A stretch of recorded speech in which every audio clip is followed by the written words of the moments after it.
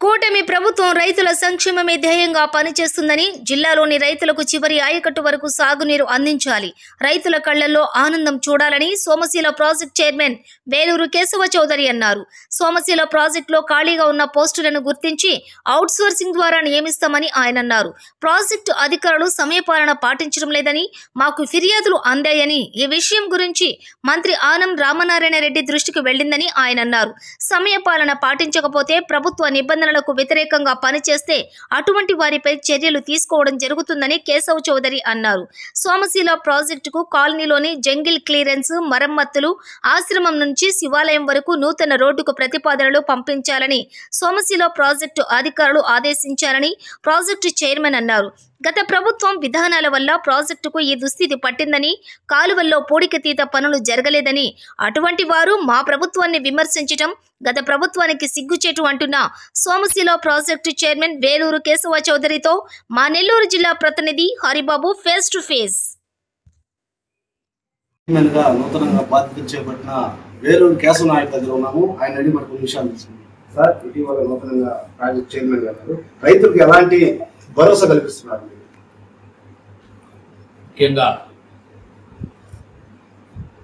ఈ ప్రభుత్వంలో రైతులకి చివరి ఆయకట్టు వరకు ప్రతి ఎకరాకు నీరు అందించాలా, రైతుల కళల్లో ఆనందం చూడాలనేదే ఈ ప్రభుత్వం యొక్క లక్ష్యం. దానికి అనుగుణంగా పనిచేసేటువంటి అవకాశం కల్పించినటువంటి గౌరవనీయులు ముఖ్యమంత్రి గారు శ్రీ నారా చంద్రబాబు నాయుడు గారికి, లోకేష్ గారికి, అదేవిధంగా దేవాదాయ ధర్మాదాయ శాఖ మంత్రి గారు అయినటువంటి శ్రీ ఆనం రామనారాయణ రెడ్డి గారికి ముందుగా నా హృదయపూర్వక నమస్కారాలు తెలియజేసుకుంటున్నాను. నాకు ఈ అవకాశం ఇచ్చినందుకు వారికి నా ధన్యవాదాలు.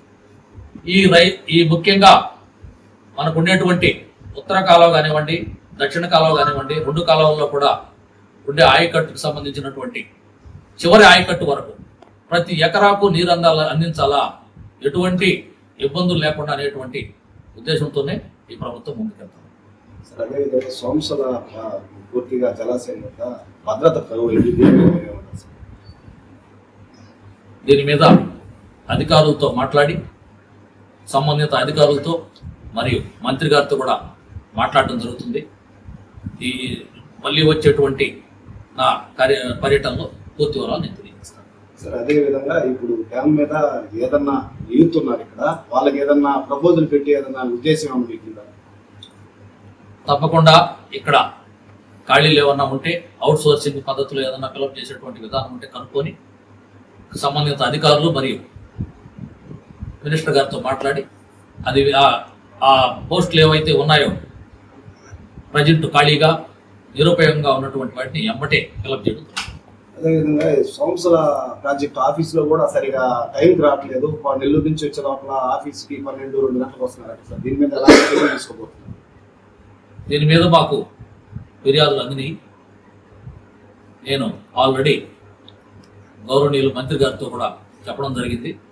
తొందరలోనే ఎవరైతే టైమ్స్ మెయింటైన్ చేయకుండా ఇర్రెస్పాన్సిబుల్గా ఇక్కడ చెప్పినటువంటి విధానాలకు, ప్రభుత్వ విధానాలకు కట్టుబడి లేకుండా వాళ్ళ ఇష్ట ప్రకారం ప్రవర్తిస్తున్నారు, వాళ్ళ మీద చర్యలు తీసుకోమని నేను ఆల్రెడీ మంత్రి గారికి చెప్పడం జరిగింది. అదే విధంగా సంబంధిత అధికారులు కూడా తెలియజేయడం జరిగింది. సార్, ఈ ప్రాజెక్ట్ కాలనీ కూడా పూర్తిగా ఆందోళన ఉంది సార్. దీని మీద మీరు పూర్తి ఎలాంటి చర్యలు తీసుకుంటారు? ప్రాజెక్ట్ కాలనీని ఇప్పుడే మన మిత్రులు దృష్టికి తీసుకొచ్చారు. ప్రాజెక్ట్ కాలనీని అక్కడ ఉండేటువంటి జంగిల్ క్లియరెన్స్ కానివ్వండి, మరమ్మతులు కానివ్వండి, చేసేదానికి ఏమేం కావాలో అవన్నీ కూడా అధికారులకి నేను చెప్పడం జరుగుతుంది. సార్, అదేవిధంగా కూటమి ప్రభుత్వం అబద్ధాలు చెప్పి వ్యతిరేకిందని వైఎస్ఆర్సీపీ నాయకులు అంటున్నారు. దీని మీద కూటమి ప్రభుత్వం అంటే ఒక భరోసా. ఈరోజు మీరు చూసినట్లయితే గత ప్రభుత్వంలో అబద్ధాల కేరా పట్రస్ ఏదైనా ఉందంటే అది గత ప్రభుత్వం. ఈరోజు మా ప్రభుత్వాన్ని నిందించే ముందు వాళ్ళు ఏం చేశారో ఒకసారి ఆలోచించాలి. ప్రత్యేకంగా సోమశీల ప్రాజెక్టుకి ఈ స్థితికి దుర్గతి పట్టడానికి కారణం ఎవరో ఇక్కడ ఉండేటువంటి ప్రజానికానికి, ముఖ్యంగా మీ మీడియా మిత్రులందరికీ తెలుసు.